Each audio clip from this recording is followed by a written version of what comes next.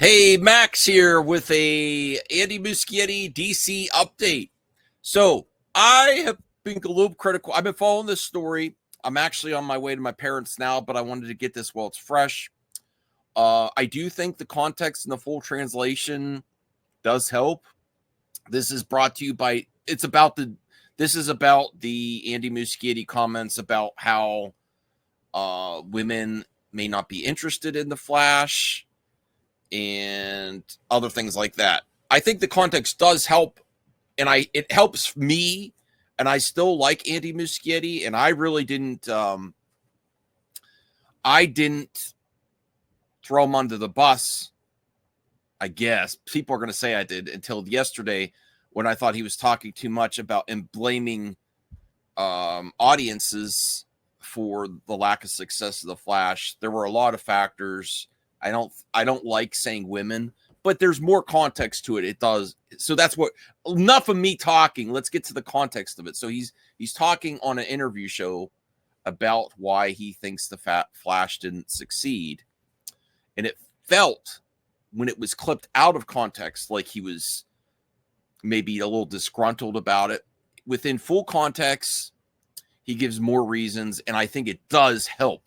But with this said, this video is probably not going to get as many views as my other video. And that's just the way the world works in the age of social media. Unfortunately, I see his quotes being dragged on X consistently right now. I will share this on X.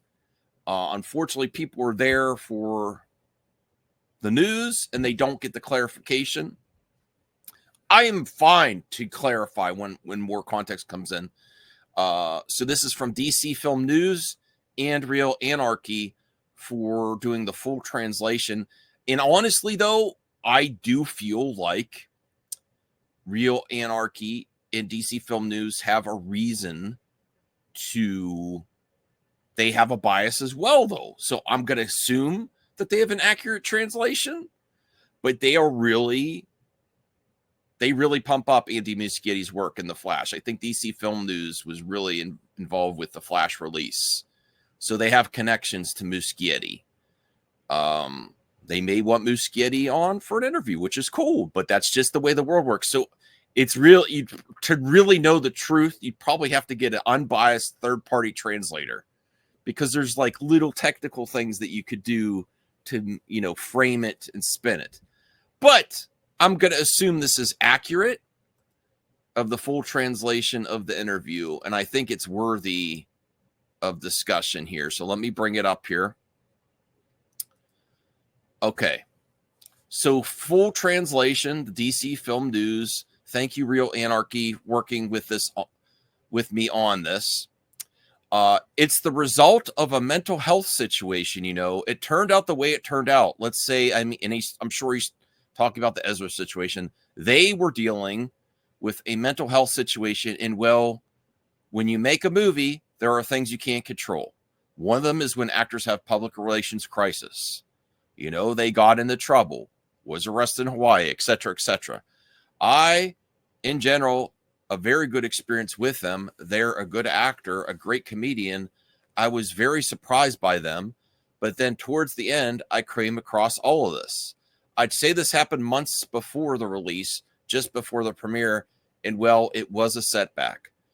Later, other factors piled up, like, the fatigue with superhero genre. Years later, I started learning about other things, like how when a movie like this is made, there's an expectation to appeal to all four quadrants of the audience.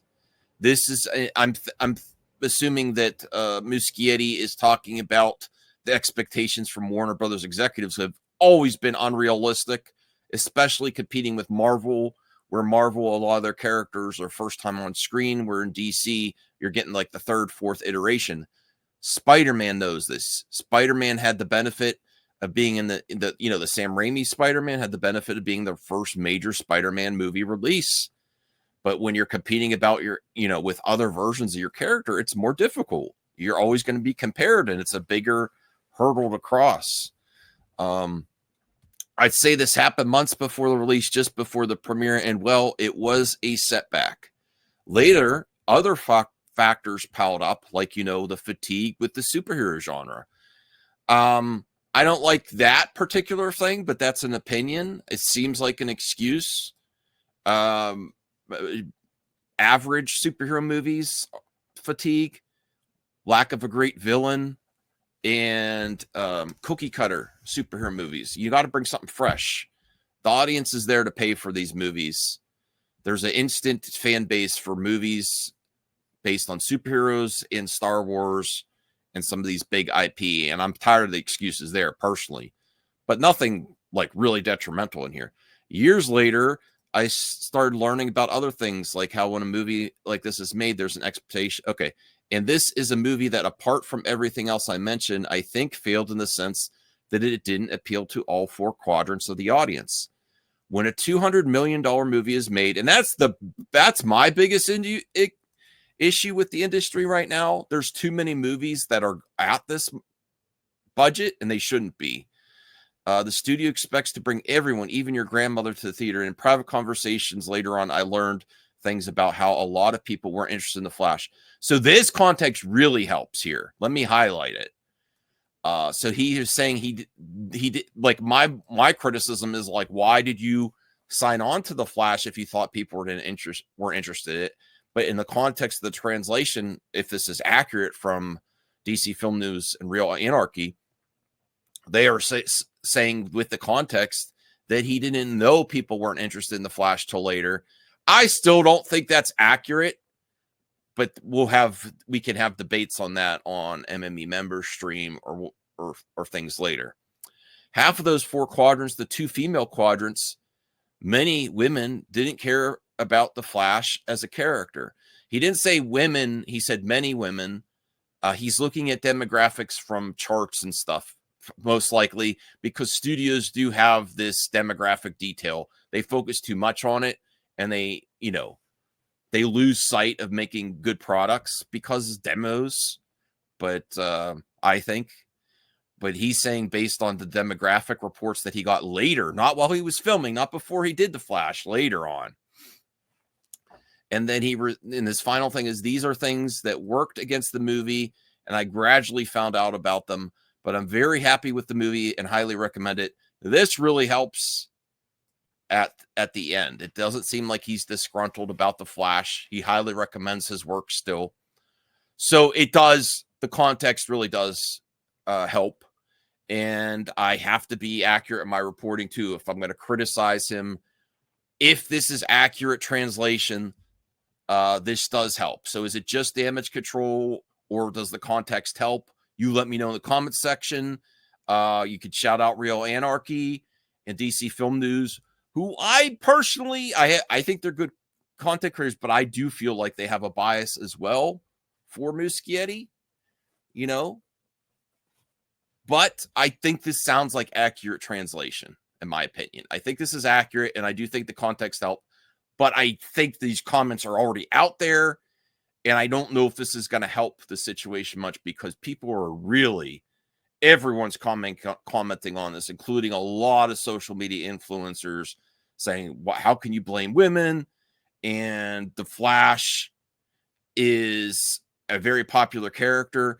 But I would ask people that have that criticism that's the same as mine, because I said, oh, wow, the Flash on CW lasted how many seasons? Flash is a popular character. I think he's going off of info he got from demographic reports from the studios that he found out after making the Flash, because Hollywood loves numbers. They are so stuck to money and numbers. And then when something doesn't meet expectations, they really analyze those numbers and demographic stuff. So I think that's where he's getting this, is my guess. And my criticism before is why would you sign on to The Flash if you thought all this? He's saying he found out afterwards. And he did mention the Ezra stuff, which absolutely was a factor. Ezra, the DC situation as a whole, and the quality of the movie are all factors. And then the changing in the movie consistently. So I still believe, though, that they're going to move on with a different plan for Batman and James Gunn's DCU. And I think James Gunn's going to direct it, honestly. I think that's one of the projects he said, I have to decide what I'm going to do next. And I think that is Batman. But get your comments in. Please engage with the video, and I will do more. I'm still going to leave the video live. The reason I will leave that live is because that was my reaction at the time. And I do think that's what, and I think that's accurate as to what you're getting from most of the people online now. The only way more info and context helps is if you comment on this one, share it, like it, and engage with this video when we have updated info. So if there is updated info, I definitely want to cover it because that makes good content. So I still think the situation is not great for Muschietti and Batman the Brave and the Bold, but this does help. And any critics of mine on my reactions yesterday, please let me know if you want to see this type of video too. I'll see you. I got to go take care of some stuff with my parents. I'll see you later for MME Members Live. Have a good one.